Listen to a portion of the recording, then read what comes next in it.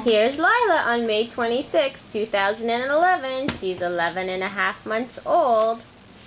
And she's having a visit at her grandparents' house with her Aunt Carolyn. Oh, what are you doing? You're too close again.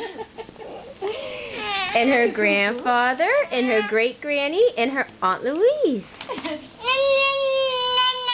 Yes, I know. Come here. Come here. Come here, sweetie. Good girl.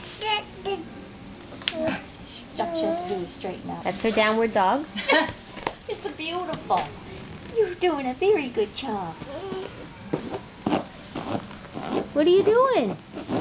Nice. All I can see is the top of your head. Come see me.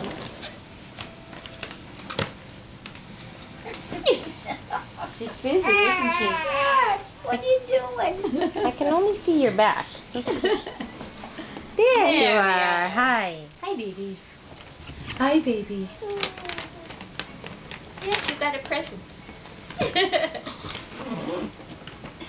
She's going to stand right up there. She wants to stand up right there, look. Yeah.